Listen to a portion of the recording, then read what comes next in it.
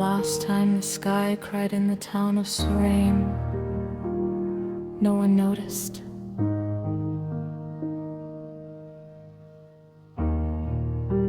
Rain had fallen gently that night, not enough to flood the roads, not enough to stop people from sleeping by morning.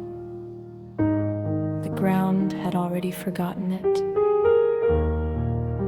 but the sky remembered. After that night, it never rained again. Mitch's the town without rain. At first, people were pleased. Laundry dried faster, roads stayed clean. Festivals went on without interruption. Children stopped carrying umbrellas, shopkeepers removed buckets from doorways. Only the old people noticed something was wrong. The air felt thinner. The trees stopped growing as tall, and the sky stayed too clear. Like it was holding its breath, Hain, the girl who collected clouds.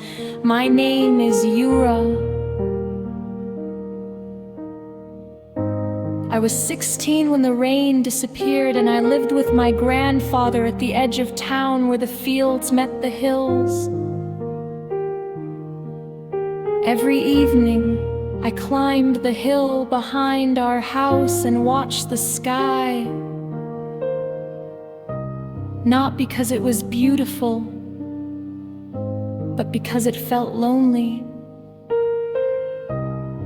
My grandfather used to say, when the sky is quiet for too long, it's because it has something it cannot say. Tame the jar in the shed. One afternoon, while searching for tools in the old shed, I found a glass jar. Inside it floated something pale and soft, a cloud, small enough to fit in my hands. I dropped the jar in shock. The cloud inside pulsed gently, like it was breathing. That night I dreamed of rain falling only on one place, my hands. The next evening, the sky darkened for the first time in months.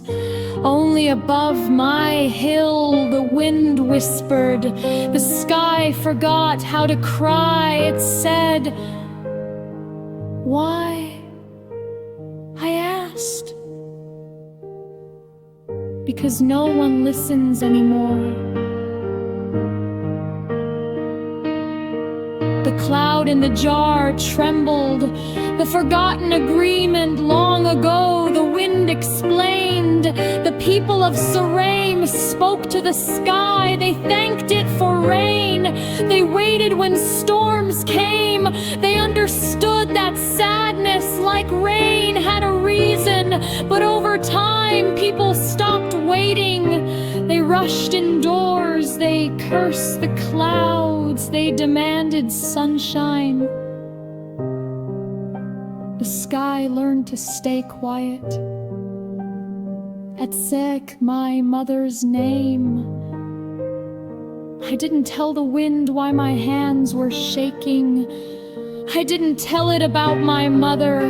She had died during a long rainy season years ago. After that, my father left the town. After that, my grandfather stopped smiling at the sky. Rain became something we avoided. The sky remembered that too. The first drop, that night I opened the jar. The small cloud drifted out. It hovered in front of me, uncertain. It's okay, I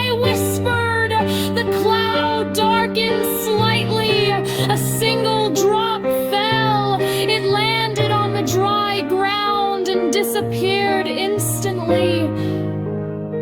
But the sky shuddered, dream teaching the sky again. Every evening I returned to the hill. I opened jars I didn't know I was carrying, jars filled with memories. I spoke to the sky. I told it about loss, about missing people who never come back, about how crying doesn't mean breaking. Slowly, clouds returned, small at first, shy.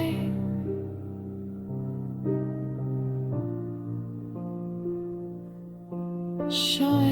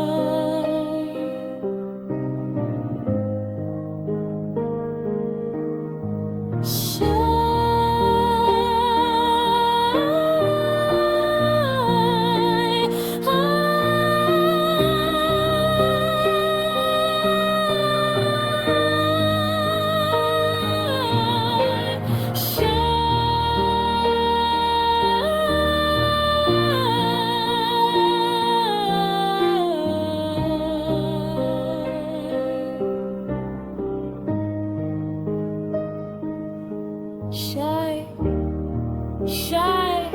shy, shy, shy, shy,